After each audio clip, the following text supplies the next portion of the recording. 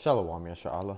First and foremost, I'd like to give all glory, honor, and infinite praises to Yahweh, Bahashim, Yahweh Shai, Bahashim, Chachadash. Double honors to the beloved elders and the apostles at Great Millstone that taught me this truth. And peace and salutations to you, hopefully like the Akim out there laboring, that are pushing this word in truth and in sincerity. This is your brother Amar from the GMS Boise, Idaho camp, and I wanted to do this MOTB update. And as you can see, based on this title, this is Mexico Daily News. It says, what is Mexico's new biometric CERP and is it obligatory? And it is, meaning you have to do it. There's no way that you can opt out of it. And this is something that they're pushing as something like you can't live without it. Like their whole system is built around everybody having access to the same benefits as everybody else. It doesn't matter what class of people you come from, whether you're from the lower class, the middle class, the upper class, because there's certain ways in Mexico that they're trying to say that they want everybody to have access to these resources. And so by giving everybody an ID, it opens up them to the system. Well, that's just what we call a Trojan horse. Because just like the Neuralink, they're pushing it as something that's beneficial for humanity. It's allowing the blind people to see. The Neuralink has been proven that people that have never walked in their life, are getting these miracles, and they're able to walk again. They're able to play video games with their mind, So these are miracles in the sense that they're miracles on the left-hand side. It says, great wonders, that dragon was able to do in front of the people in Revelation, So there was great wonders that this devil was able to do, and being able to scan somebody's retinas, have somebody's fingerprints, facial recognition cameras, that is a wonder. Soon enough, everybody is ultimately going to be given that choice whether you have to participate in the B system or not by taking that charagma. And even though this is not exactly the MOTB, this is not the MOTB exactly, because it's not something that you're forced to insert in your body to buy or sell. We get fingerprints, to get, certain, let's say if you want to buy a weapon in some states, you have to get your fingerprints scanned. If you if you want to buy a suppressor or something like that nature, in the sense that, it's a little bit more paperwork you have to do, they'll take your fingerprints and they'll take a passport photo. You'll have to fill out extra paperwork. But the point is that now they're trying to integrate your personal characteristics based on your physical attributes to be able to tie it into a biometric ID. So I know I'm long-winded, but we understand where this is going. And I just wanted to read a little bit of this article to show you exactly the type of salesmanship that they're trying to sell it to people. Look, this is what it says underneath the caption of this photo. It says, the creation of a biometric CERP is aimed at the fight against disappearances, because they're going to be able to know where you're at. They're going to have facial recognition cameras, have your picture pop up and be able to use the algorithms to search where you're at, apparently. This is organized crime and drug trafficking in Mexico. Yeah, everybody gets a biometric ID, and now all of a sudden that's all going to stop. Now all of a sudden there's going to be no more crime. You see what a fake ass dream they're selling these people. This is continuing. Mexico's Congress last month approved reforms to existing laws that allow for the creation of an identity document that contains biometric data, including fingerprints and iris scans. Supported by President Claudia Sheinbaum, which is a Malachite, and the ruling Morena party. The reforms to the laws enabling the creation of a CERP biometric CERP took effect on July 17 after the publication of a decree in the federal government's official gazette the previous day. So again, this is the CERP, or Unique Population Registry Code, is an existing national identification code for all citizens and legal residents of Mexico. The biometric KERP is an enhanced version of this existing KERP, which was created in 1996. So that what this is they're only going to further invade your privacy by way of means of taking more of your personal characteristics and making sure that they're recorded to identify you, very quickly. So let's say what's prompted this. This is see, they're trying to play on people's emotions by tying it into, missing persons and the drug crime and all that stuff. This is one of the questions that's on this Mexico Daily News site. This is what prompted the decision to create a biometric KERP. Let's see what their excuse is. The federal government's main stated reason for the creation of a biometric KERP is to help combat Mexico's missing persons crisis. You see how bullshit that is, man? You see, they don't care about how many people go missing. They don't care if they're, let's say Mexico, which it's not, is the number one country for missing persons. They still wouldn't care, man. This is continuing. Investigators will be able to access the biometric data of people who disappear in the future, provided that they applied for and were issued with a biometric KERP. That ability will ostensibly aid efforts to locate and identify those people or their remains. So you see, this is not trying to stop any crime. It's not going to stop anything. It's just going to help the authorities identify your body quicker, man. And that's just what they're saying it is. But we know that this is called gradualism.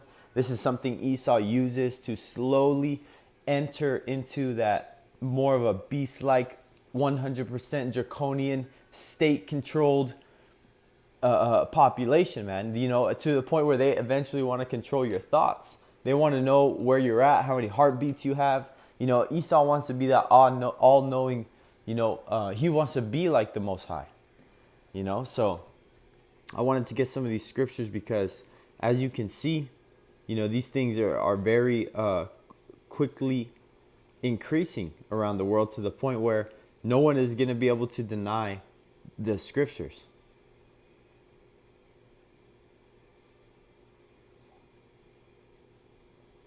Salakia, that's right. Let me look at this.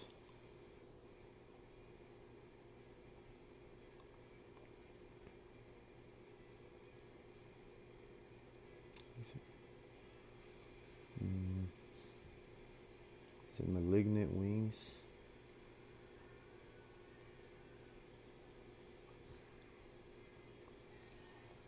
Salakia, Ashrala.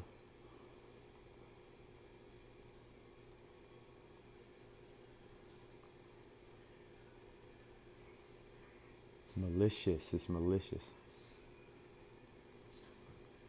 Here it goes. Okay. Salaki Yasharallah. I was probably thinking of something else. This is 2nd Ezra 11, and I'm going to start at the 41st verse. This is, for the earth hast thou not judged with truth. 2nd Ezra 11 and 41, for the earth hast thou not judged with truth. And the earth is given into the hand of the wicked, and we understand that the wicked are not going to judge the earth in truth, but this is Yahweh Bashim Yahushai, straight accusing this man, and showing that this man is unfit for rulership, because there's no way a ruler is going to allow that type of, draconian measures on their people, man, because it's just too much, man. Look at how much they can already access everything about your personal life, and now they want even more. So this is never going to stop. It's not about money. It's not about safety. It's about the control of people. This is verse 42. For thou hast afflicted the meek. Thou hast hurt the peaceable. Thou hast loved liars and destroyed the dwellings of them that brought forth fruit, and hast cast down the walls of such as did thee no harm. And ultimately this devil is after the Israelites. The Israelites have never gone out of their way to create a weapon of mass destruction to try to, take out a nation just cause. Hey, man, in the time of Solomon and King David, let's just say this is the time of King David, man. The Lord had a spirit on the Jake to go subdue these nations. So that's subdue, not completely destroy, obliterate, poison, all these things, man. We were going to treat our subordinates and people under us, way better than Esau did. That's why it says, when the wicked are in power, the people mourn, but when the righteous ruleth, the people rejoice. So, hey, man, these devils have only ever attacked the weak, the meek, the people that are defenseless. And that's why they're over there using our people, the Issacharites, as guinea pigs in this system. This is verse 43. Therefore is thy wrongful dealing come up unto the highest, and thy pride unto the mighty. Man, because let's say Mexico's doing this, but who's the front runner of that country right now, man? Damn Amalek. Esau, Edom giving them the full control, saying that they're, saying that they're fighting and they're enemies or whatever, like in the political sphere. What's going on with DJ Trump and Scheinbaugh saying, with the deportations and, the different change in policies on both sides that are trying to, in a way, see like they're enemies. But at the end of the day, we understand that they're working together. The both governments, no matter what government flag they're under, they're all working for Esau. This is continuing, verse 44. The highest also hath looked upon the proud times, and we are in those proud times right now that this devil, one of the videos that has been circulating online is this Noor Harari talking about, we can make God mad, we can make it rain, we don't need the Most High to send a rain, we can make rain with our machines, with our technology. We can make food. We don't have to worry about a famine. Talking all this proud shit, man. That's exactly what Esau thinks, that he can be as the Most High. And behold, they are... and behold, they are ended, and his abominations are fulfilled. And that abominations being fulfilled ultimately is when this devil puts out the charagma. And this is just another stepping stone closer to living in the full beast system under the charagma, being the law of the land, not the Bible. The charagma is going to be the law of the land here soon. This is 45. And therefore appear no more, thou eagle. Who's represented as the eagle? Esau, Edom. Nor thy horrible wings, nor thy wicked feathers, nor thy malicious heads. Because Esau, Edom has his tentacles spread out all over the place, man. It doesn't matter if you're a fucking tanned, got dark hair and you're speaking Spanish, man. That's a fucking Edomite right there. Continuing, nor thy hurtful claws, nor all thy vain body. Because Esau, Edom ultimately is just born in vain, No, ultimately because Esau, Edom is going to get cast into that pit of fire and are completely obliterated as being a nation. This is verse 46. That all the earth may be refreshed and may return, being delivered from thy violence. Like scriptures say, if the Lord did not speed up these times, there'd be no flesh to be saved, because Esau, Edom would fucking kill everything and himself. Continuing, being delivered from thy violence, and that she may hope for the judgment and mercy of him that made her. Amen. That is talking about, ultimately the world of Israel is going to rejoice, knowing that Yahweh Bashem Yahushai has put this devil down. And that the whole world is going to ultimately be in a better case, that Esau, Edom is not in control of the policies, the governments, the laws, what chemicals we can use, things that we can buy, man. Ultimately, these heathen nations are going to be in a better case under the submission and rule of the nation of Israel, Yahweh Yahushai.